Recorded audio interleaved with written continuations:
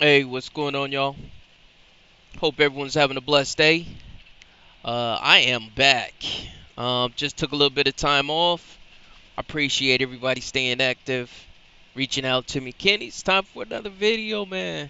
It's time for another video. So here we go, man. I'm really impressed with everybody reaching out, asking questions, staying active in the community. I appreciate you guys' patience with me. But in this video, I want to talk to you guys a little bit about trade lines versus traditional credit repair, right? That's, as you can tell by the title, that's what we're going to be talking about.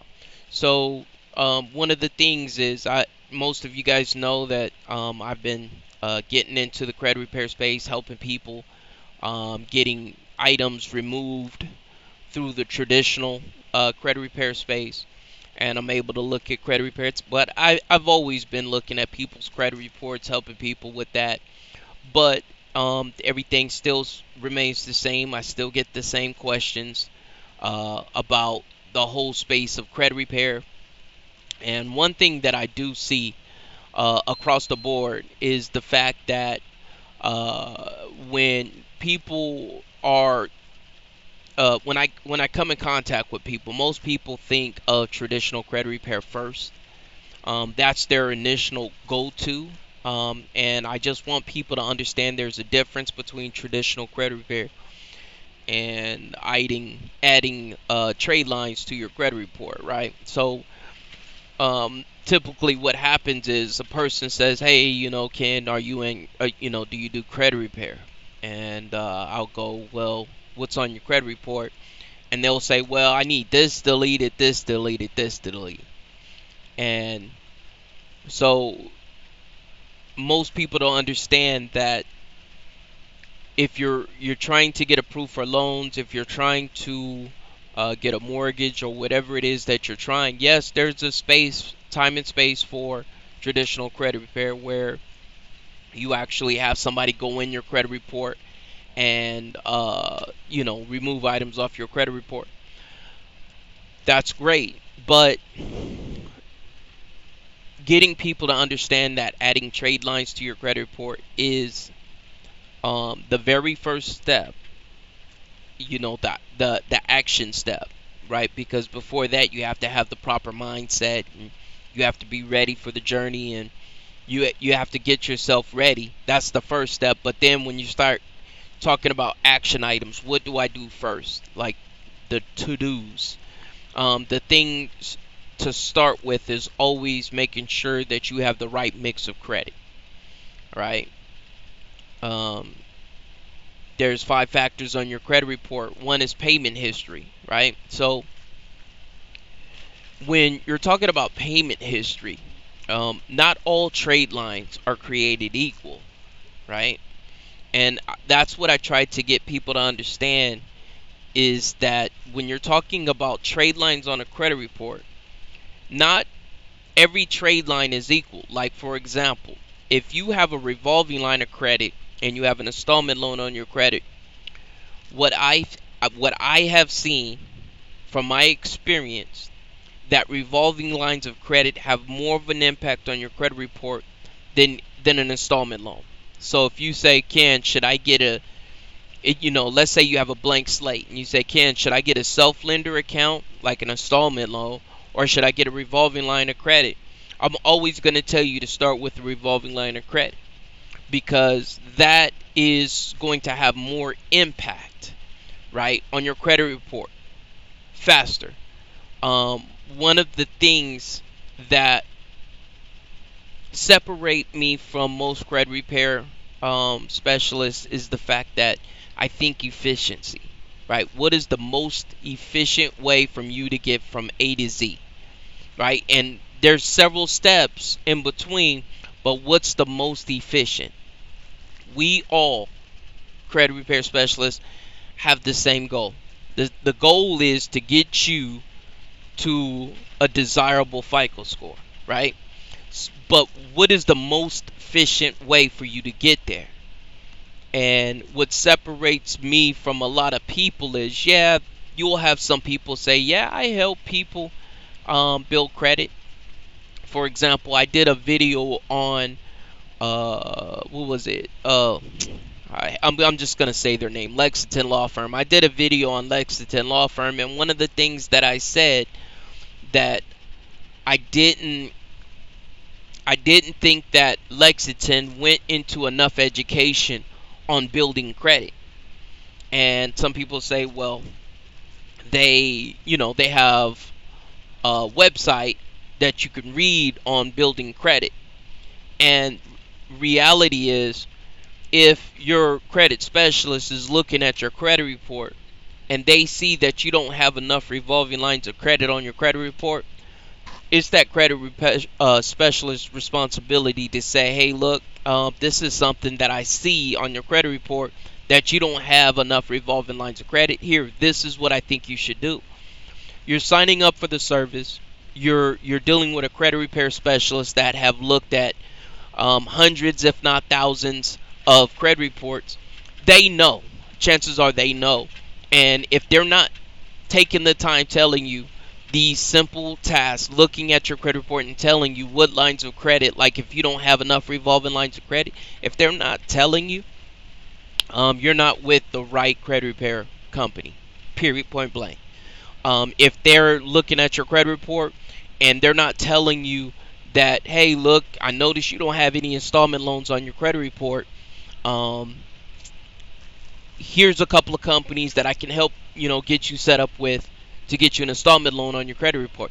If your credit repair specialist is not doing that, I don't care how many items they remove off your credit report, they're not doing you any justice, right, by just deleting items off your credit report. That's just my opinion, all right? Now, I got a lot of pushback on that video because people were saying it's not their responsibility, and I just beg to differ, right? I think it is, because if you're a client, right, and you're doing damage to yourself and they know you're doing damage to yourself, it's their responsibility to let you know, hey, look, we have the same goal. We're trying to get you to a desirable FICO score. This is what's going to help you. This is what's going to hurt you. And this is what I see that you can improve upon. That's a credit repair specialist's job. And if your credit repair specialist is not doing that, you need a new credit repair specialist. Period, point blank. I don't care who you are. We're not going to even debate it, right? You don't need to go to no website. Your credit repair specialist needs to be active in your credit profile. And if they are not, then that's a problem. That, period, point blank, that's a problem. We're not going to debate it. But when I made that video, I just had so many people telling me my opinion on Lexington was wrong, and it may be that's your opinion, but when you're talking about credit repair, right? Traditional credit repair, deleting items, that process is not an overnight process, right? And that's going to take some time. Very rarely will you have somebody with 5-6 items on a credit report.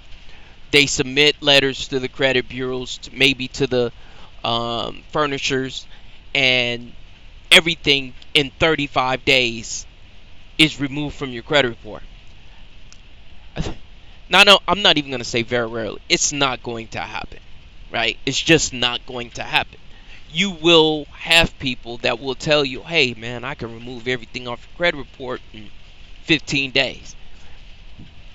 Give them your money. Matter of fact, this is what I want you to do. Your fireplace, go to your fireplace, get that money you was going to give to them, stick it in your fireplace and light a fire and keep yourself warm for a night.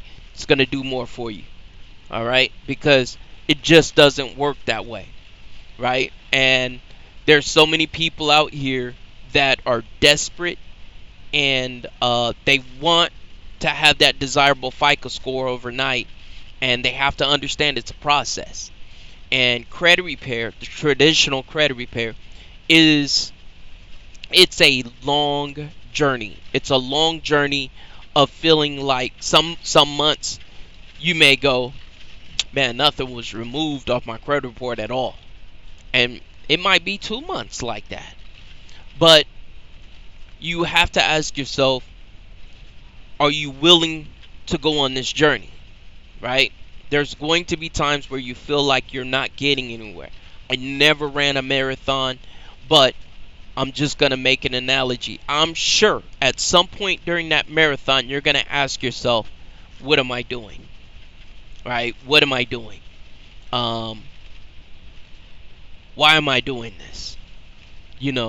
I hate just running for the sake of running. Like if it's a sport, love sports, right? Basketball is probably my favorite sport. I love playing ball, but there's always an objective in playing basketball, right? You're defending, you're running up and down the court, scoring baskets.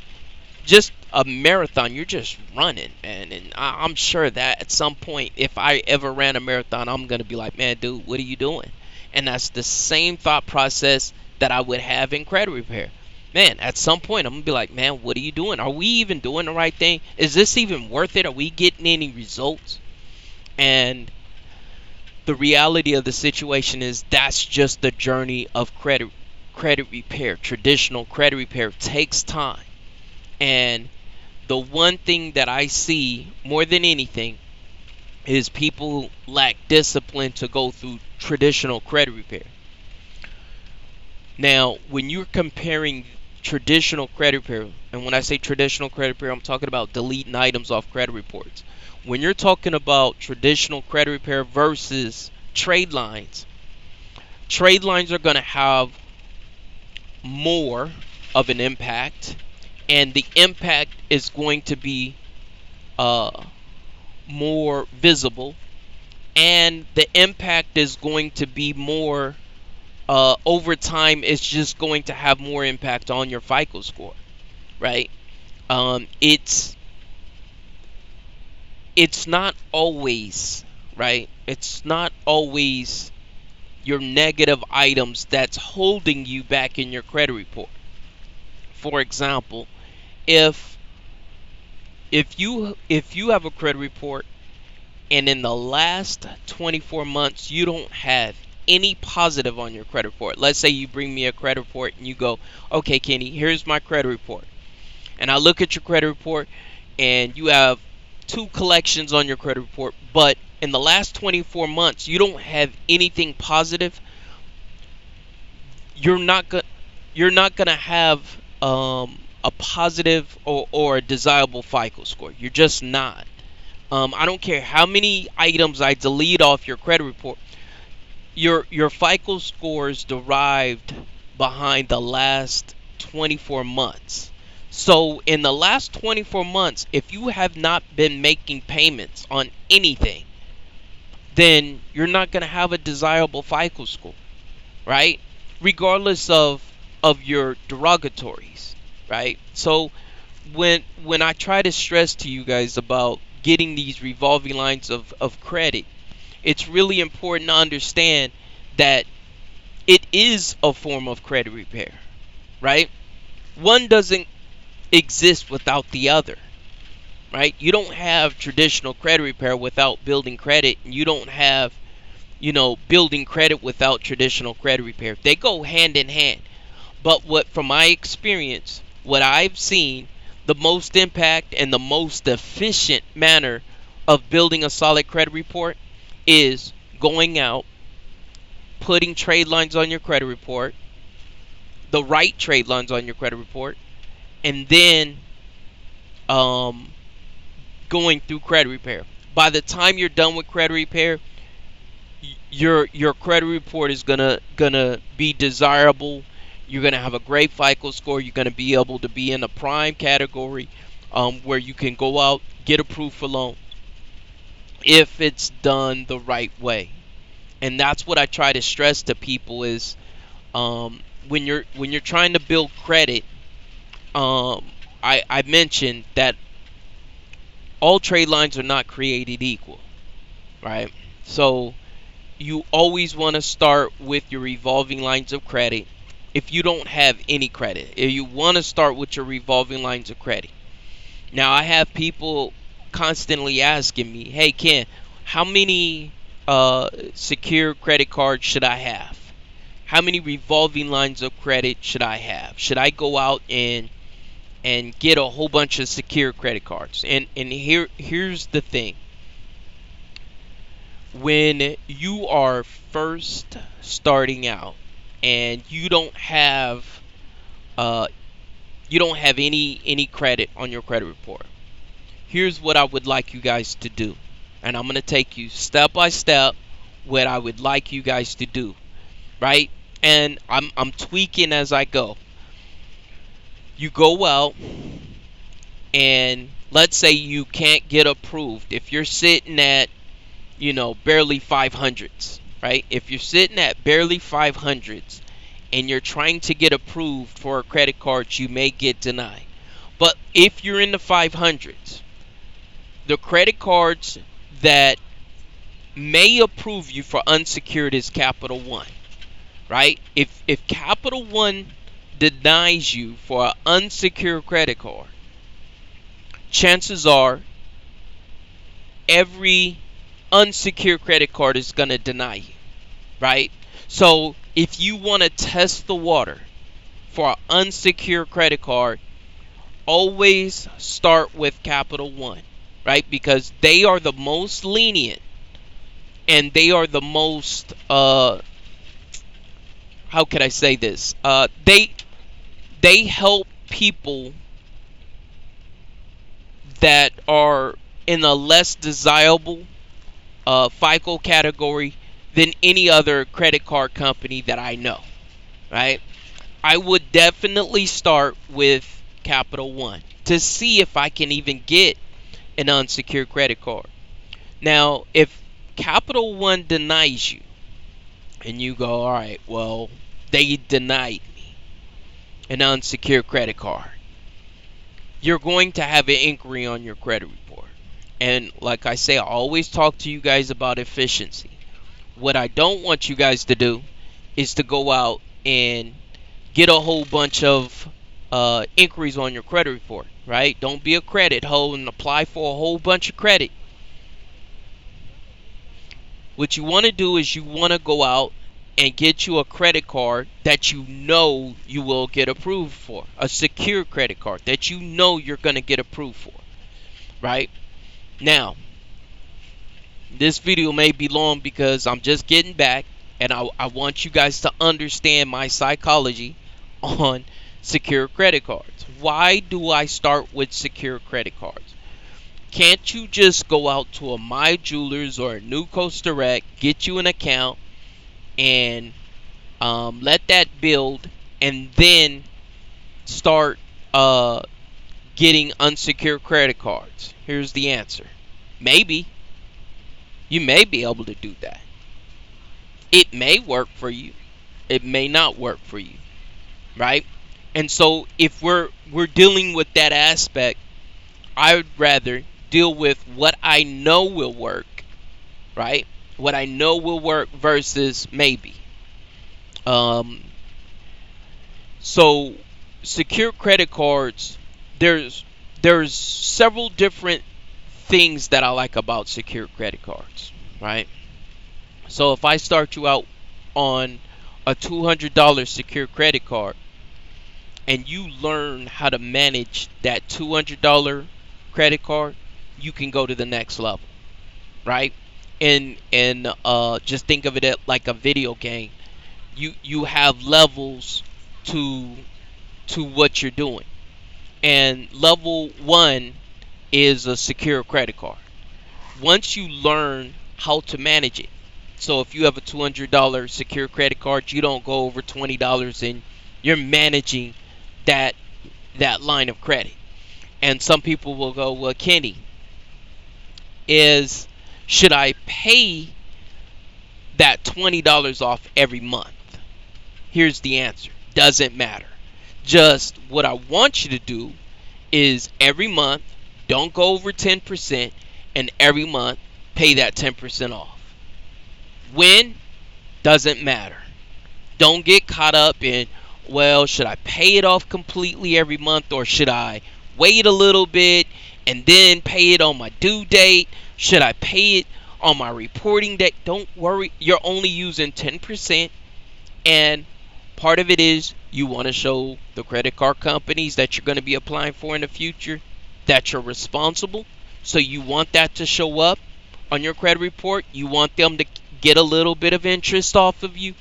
You're paying a high interest rate, but because you have a low limit credit card, $200, you're only spending $20. The interest rate on $20 is so low that it's going to be okay, right? So some of you are like, well, I'm going to save up for $3,000 and then I'm going to get a secure credit card. Don't do that.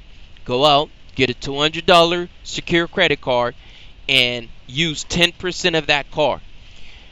Now, the discipline that you're learning how to use, that utilization rate, you're seeing how it affects you. Now, 99.9999% of you are going to get a $200 secure credit card, and I'm going to tell you what's going to happen. You're going to get to about $150. You're going to use about $150 of that secure credit card.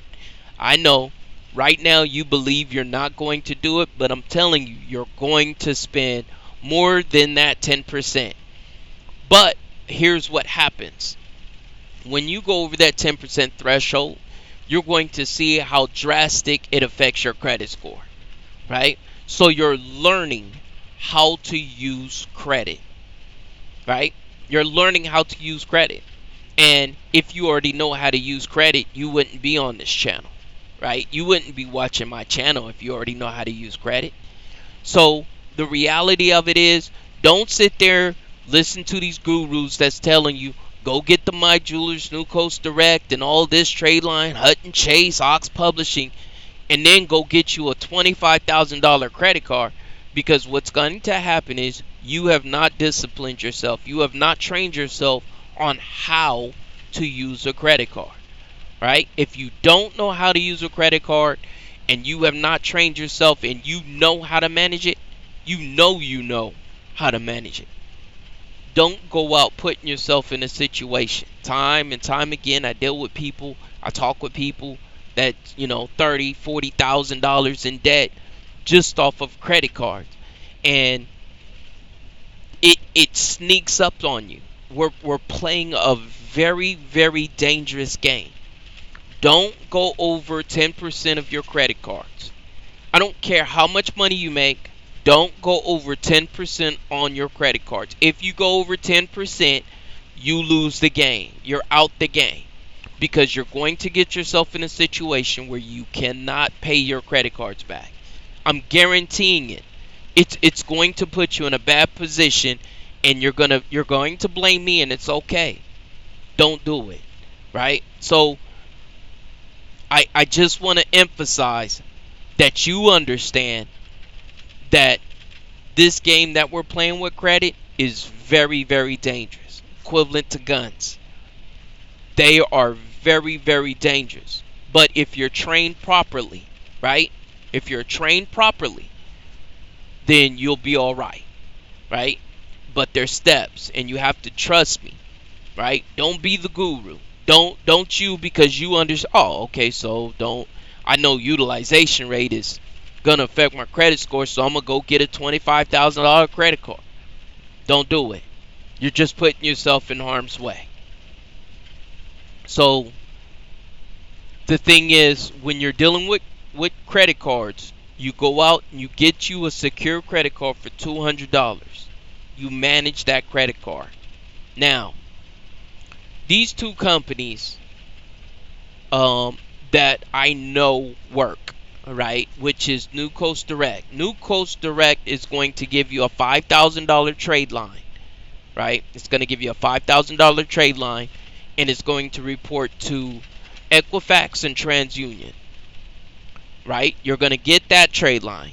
You spend $100 for the membership. No, I think it's $99 for the membership. You go out, you get you maybe $100, I don't know, item, and that's going to report. You're going to make payments over time, 2-3 payments. Don't get something expensive, just get you a little something. Let that build on your credit report, right? Then you get your My Jewelers. Now you get these back to back. As soon as you can get these items, the My Jewelers, the New Coast Direct, and your secure credit card. Get these as soon as possible. Start with your secure credit card, then get your My Jewelers, then get your New Coast Direct. Let that sit on your credit report for 3 months. After 3 months, right?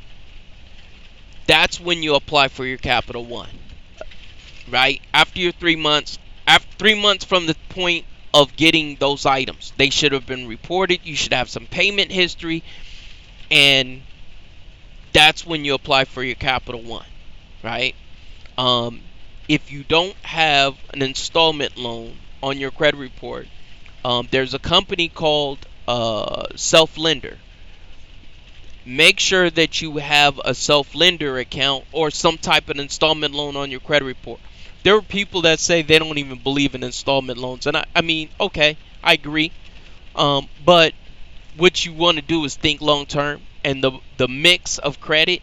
If you can show that you're able to manage several different types of credit, 3, 4 credit cards, and an installment loan, a car loan, something like that, you are more desirable and you're looked at a little bit more favorably than somebody that just have credit cards, right? So all these things play a factor, and what you're trying to do is increase your odds of getting approved when you apply for whatever it is that you're applying for. All right, so once you do those 3 things, you're on your way to start building credit.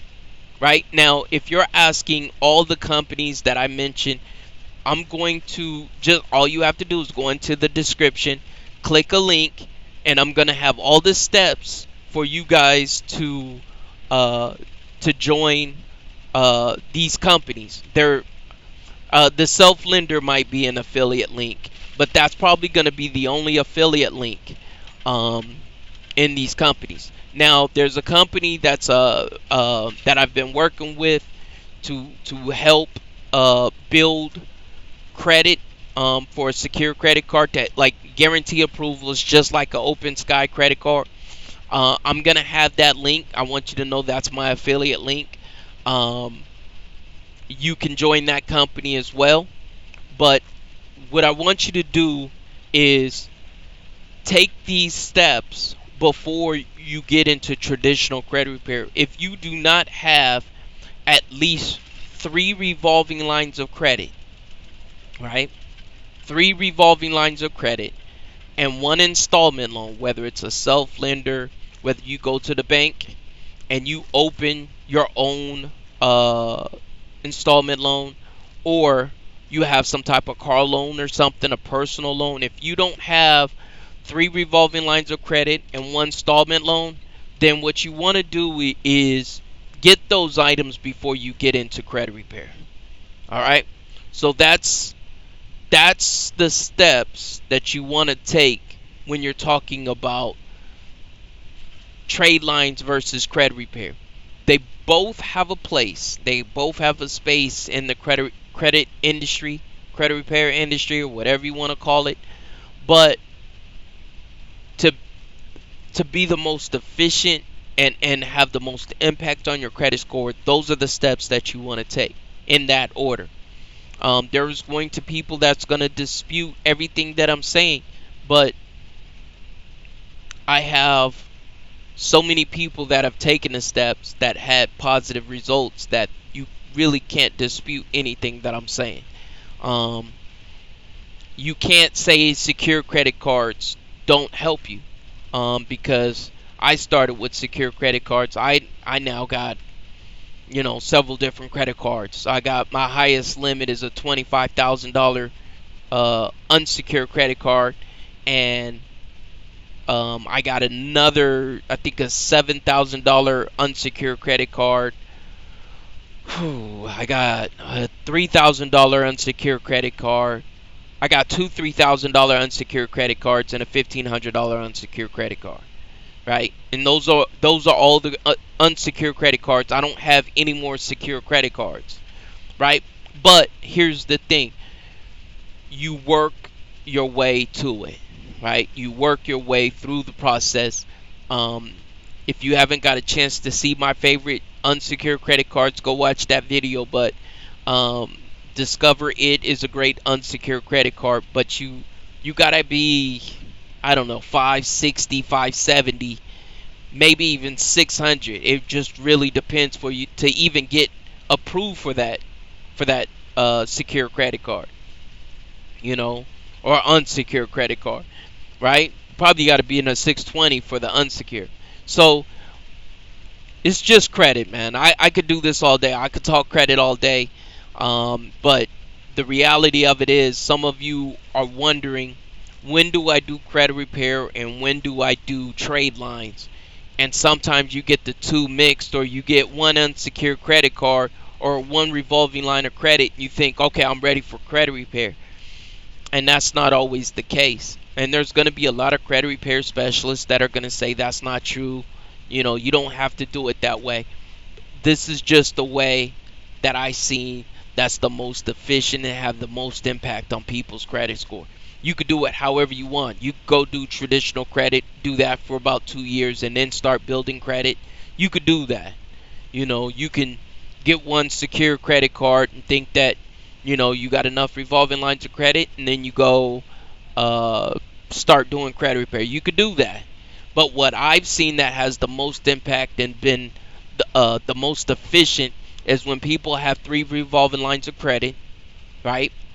One installment loan, and then they get into a credit repair program and start getting items deleted off their credit report, right? So it's not like I'm anti credit repair, traditional credit repair. It's not like I'm anti My Jewelers, Hut and Chase, and all those. They all have a place, but you have to do it properly and have the right expectations in order for everything to work properly.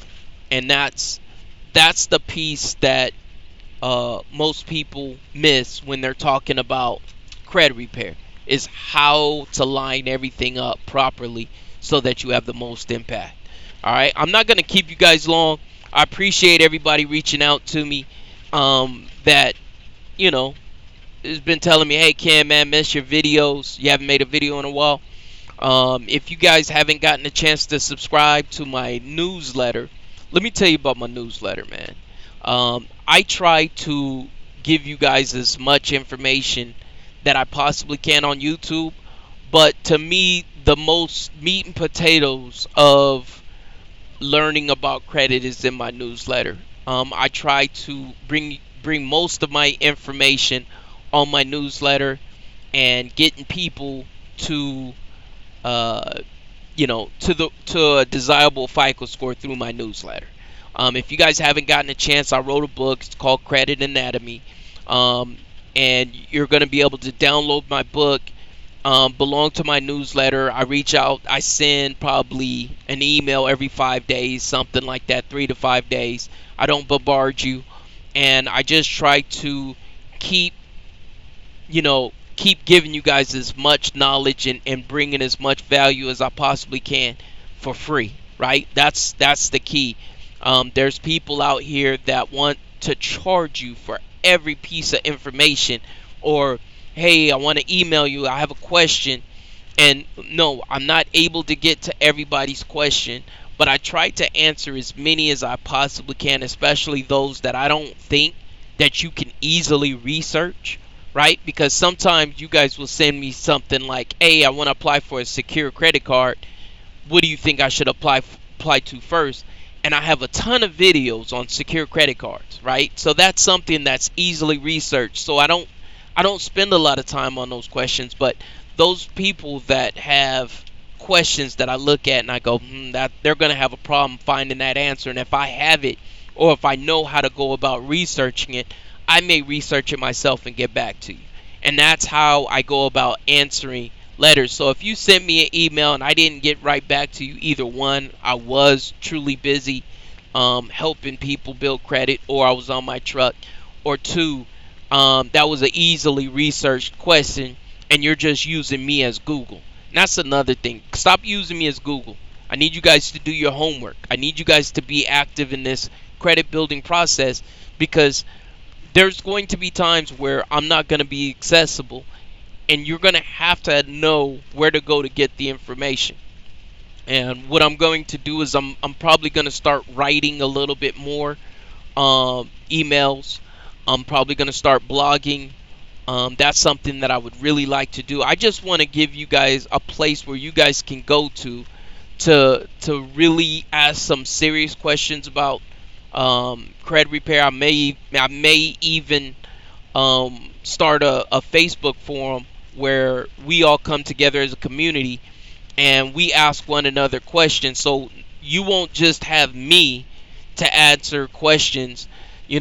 Send you some of you guys ask questions on YouTube. Maybe I'll start a forum where we all as a community grow together. I might not be able to answer your question, but there may be able to have somebody in that forum that may be able to answer your question.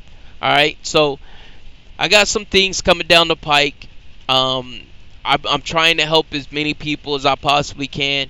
I hope this video's helped you, got you to a little bit of better understanding of how I look at credit repair versus adding trade lines. And I'm going to catch you guys on the next video. If you haven't gotten a chance to subscribe to this channel, please do so. Like, share this video if you get a chance. And I'm going to catch you guys on the next video. All right, I'm back, y'all. Talk to you later. Bye-bye.